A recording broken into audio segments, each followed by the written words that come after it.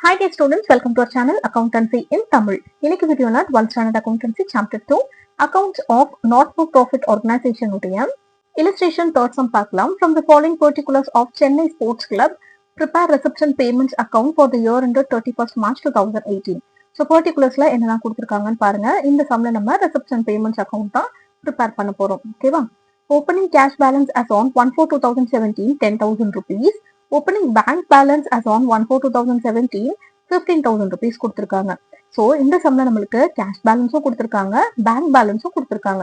So இது ரெண்டுத்தையுமே நம்ம ப்ராட் டவுன் பண்ணிக்கணும். ஃபர்ஸ்ட் நம்ம ஃபார்மேட் எல்லாமே கரெக்டாக எழுதிக்கலாம். இந்த books of Chennai sports club receipts and payments account for the year ended 31st March 2018 debtor creditor receipts payments rupees எல்லாமே போட மறக்காதீங்க. ஓகே, ஃபர்ஸ்ட் நம்ம பேலன்ஸ் ப்ராட் டவுன் பண்ணிக்கலாம்.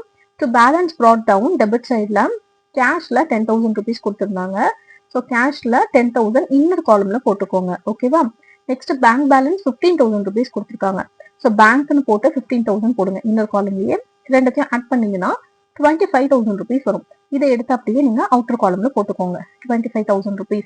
இந்த 15,000 எங்க போடுறீங்களோ அதுக்கு நேரா தான் 25,000 போடணும்.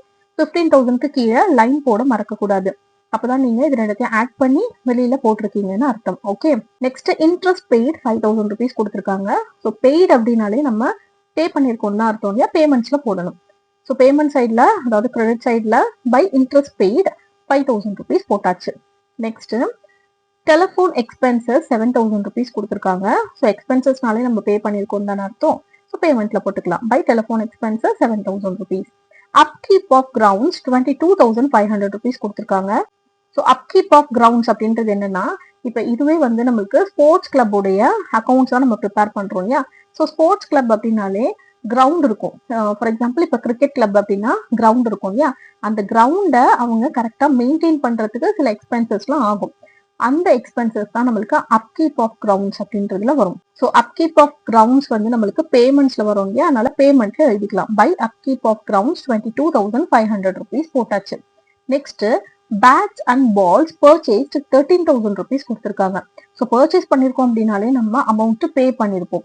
ஸோ இது வந்து நம்ம பேமெண்ட்ஸ்ல போடணும். By bats and balls purchased 13,000 rupees payment சைட்ல போட்டாச்சு.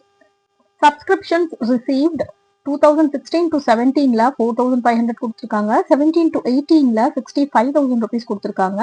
அண்ட் 18 to 19ல 5,000 rupees கொடுத்துருக்காங்க. ஸோ டோட்டலா 74,500 rupees இருக்கு. இதை அப்படியே எடுத்து நீங்க ரெசிப்ட்ஸ்ல போட்டுக்கணும். ஓகேவா? சப்ஸ்கிரிப்ஷன்ஸ் ரிசீவ்ட் தானே, அப்போ இது வந்து நம்மளுக்கு ரெசிப்ட்ஸ்ல தான் வரும்.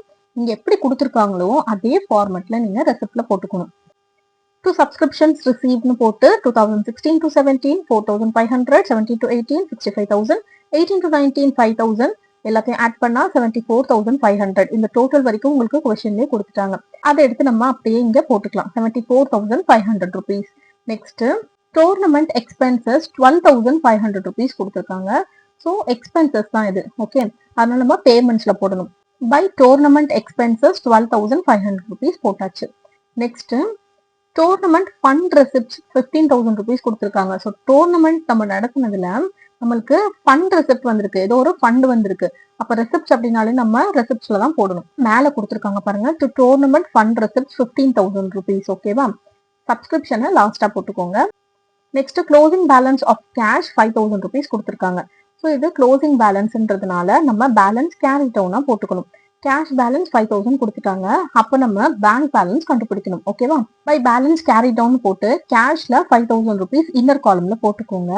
அண்ட் பேங்க் பேலன்ஸ் நம்ம கண்டுபிடிக்கணும். ஃபர்ஸ்ட் நம்ம டெபிட் சைட்ல இருக்கக்கூடிய எல்லா ஃபிகர்ஸையும் ஆட் பண்ணா 1,20,000 rupees வருது. அண்ட் கிரெடிட் சைட்ல இருக்கக்கூடிய இந்த ஃபிகர்ஸ் எல்லாத்தையும் ஆட் பண்ணோம்னா நமக்கு 60,000 rupees வருது. அண்ட் கேஷும் ஒரு 5,000 இருக்கு இல்லையா? ஸோ 60 plus 5,000 65,000 rupees வருது. ஸோ இந்த 1,20,000ல இருந்து இந்த 65,000 rupees நம்ம மைனஸ் பண்ணிட்டோம்னா பேலன்ஸ் 55,000 rupees தான் நமக்கு பேங்க்ல இருக்கக்கூடிய அமௌண்ட். ஸோ பேங்க் பேலன்சிங் ஃபிகர்னு போட்டுக்கோங்க 55,000 rupees. இப்போ இந்த ரெண்டு அமௌண்ட்டையும் ஆட் பண்ணி அவுட்டர் காலம்ல போட்டுக்கோங்க 60,000 rupees. நீங்க எப்படி கால்குலேட் பண்ணாலும் உங்களுக்கு சேம் ஆன்சர் தான் வரும். ஸோ இங்க 60,000 rupeesனு போட்டீங்கன்னா இது எல்லாத்தையும் ஆட் பண்ணீங்கன்னா உங்களுக்கு 1,20,000 வந்துடும். ஏன்னா நம்ம இது வரைக்கும் கால்குலேட் பண்ணும்போது 60,000 இருந்துச்சு இல்லையா? ஸோ இந்த 60,000 இந்த 60,000 ஆட் பண்ணா 1,20,000 rupees வந்துடும். ஓகேவா? இந்த சம் உங்களுக்கு எல்லாருக்குமே கிளியரா புரிஞ்சிருக்கும்னு நினைக்கிறேன். இந்த சம்ல ஏதாவது டவுட்ஸ் இருந்துச்சுன்னா கண்டிப்பா கமெண்ட் செக்ஷன்ல கேளுங்க. அண்ட் அடுத்தடுத்த வீடியோஸ் பார்க்கறதுக்கு நம்ம சேனலை சப்ஸ்கிரைப் பண்ணிக்கோங்க. அப்படி பக்கத்துல இருக்கிற பெல் ஐக்கானை கிளிக் பண்ணி வச்சுக்கோங்க. அப்பதான் நான் அடுத்தது போடக்கூடிய வீடியோஸ் எல்லாமே உங்களுக்கு நோட்டிபிகேஷன்ல வரும். தேங்க்ஸ் ஃபார் வாட்சிங்.